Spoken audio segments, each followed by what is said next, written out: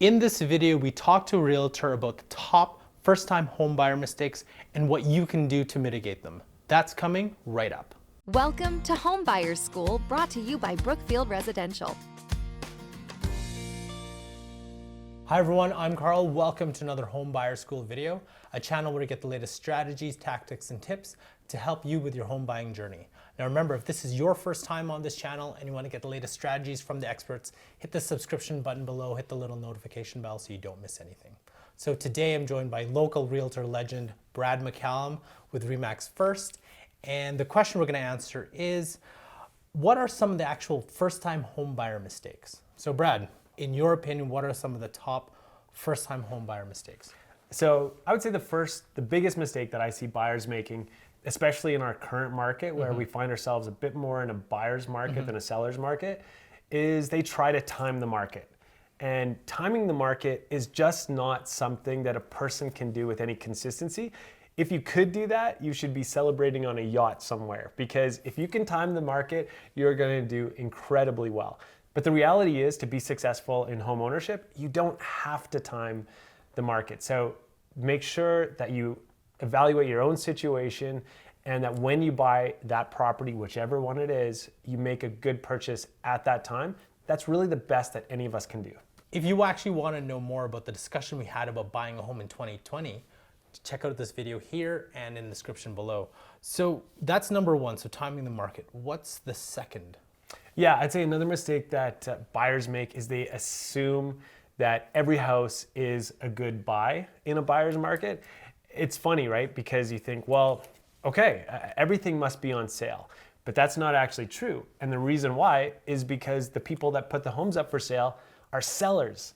And sellers hate buyer's market. Sellers want to hold on to that time in the market when their property was maybe worth a little bit more, when there was less competition, when it was more special in the market. So you really need to be able to determine, is that existing house, that one that I'm interested in, a good deal or a bad deal based on market conditions. And even if you do see a home that you fall in love with, it's, ticks all the boxes, make an offer. Even if you feel that it's too high, make an offer at where you value it. And you might be surprised. That seller, if he's working with a good agent, might get advised to sell his home at the proper market value. And you could end up with the property that you wanted. So maybe a personal situation for me. When we were looking at homes, we found one and its price was reduced a couple times already. And we thought, why don't we pick a price and see what happens, right? And luckily, that seller actually agreed to said price rather than taking their initial offer. Sure. But when you see a home that's been reduced a couple of times, do you say, hey, you know what, that value that that seller is putting it on it, maybe we can go quite a bit lower because... Yeah, I think so. There's a real challenge, I think, from the seller's side to come to the market with a realistic asking price. Because if you don't, you're going to be faced with reducing that price. Yes. And the longer that a property's on the market, the more that people assume that there's either something wrong with it, right? It's like if I was a single guy now, people would say, he's an average-looking guy. He seems like semi-professional. What's wrong with him? Why has he not found anyone at this point? That's the challenge, I think, with the market. Is just people they develop perceptions of properties. That being said, a property like that, when you see reductions in prices, it could also be a sign that that seller is motivated to sell, and it might be an opportunity for you to pick up a very good deal. But actually making sure by doing a quick home inspection too, right? Always. Always.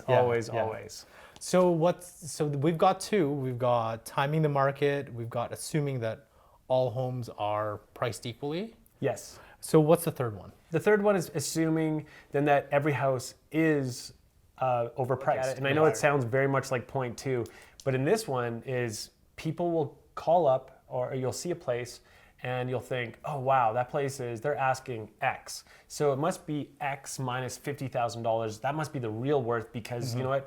I'm a buyer and there's very few of us at this time. And so my money's gonna go that much farther. The reality is each property goes onto the market maybe in a buyer's market, but that individual property, it might be a seller's market for that property. If it's well priced, well presented, if it compares well against other properties in the market, there's only one of them. Only one buyer is going to get to buy that. And so oftentimes we see, even in markets like this, that homes will sell in the first week. In fact, a really funny stat that I heard that, maybe don't fact check me on this, but I feel pretty confident about this, was last year, of the homes that did sell, 60% of them sold in the first few weeks. Wow. And that really means that it's the sellers that came to the market with an accurate price that were successful last year. The other ones often sat for 5, 6, 7 months while they tried to hope that a buyer would come and spend more money than what the market was willing to pay. So I know we're talking about first-time home buyer mistakes, but just a little sidetrack here. If you were to sell a house and you noticed your house wasn't selling, how long until you make those drastic changes, such as a price drop? Well, it's definitely different on a case-by-case basis, but regardless, the way that you're going to make that decision is good communication with your realtor. Every couple of weeks, just have that quick little powwow and say, hey, how's the showings? How's the feedback? If there's no showings, then you might want to look at acting sooner than later. Yeah. If there's a lot of showings, then you might want to hold on longer and stick to your price. Got it. So Brad, we've gone through 3 of those mistakes. What's your 4th mistake? So the 4th mistake is buyers just not being ready to buy, right? So you go out shopping, you go check out some open houses, you go to some show homes, you find that perfect place on the perfect block, and you want to write an offer because it's such a great deal, and then all of a sudden, you're not pre-approved yet, you have all this other legwork to do to get ready for it, and by the time you're ready to put in that offer, the home's gone. So the biggest mistake is just not being prepared when you go out shopping. And if you want to know more of actually how to be prepared when buying your first home, check out this video here in the description below. So I know you have 4, right? But actually what we're going to do is Brad's actually going to make a video on his top 5, and that's where you're going to get the number 1 mistake. The number 1 mistake. And it surprises everyone, but you need to check out that video. I think you'll like it. And I'll leave that video up here and in the description below, so you've got to definitely check that out. So in general, and just in terms of mistakes, do you have anything else to add? Yeah, I would say the biggest thing to do is to really just, once again, trust the people that you're getting some advice from, because they're going to help guide you through this path of all the different decisions and emotions that go along with making your first time home purchase. It feels very daunting, like there's so much that you don't know, that you can never make a good decision. But the reality is there's all these people in place that can help you.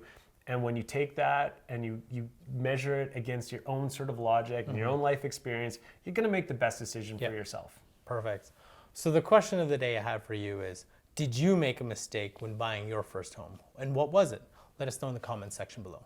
So if you want to know more about first-time home buyer mistakes, check out Brad's video here, as well as our previous video here. Don't forget to subscribe, and I'll see you in our next video.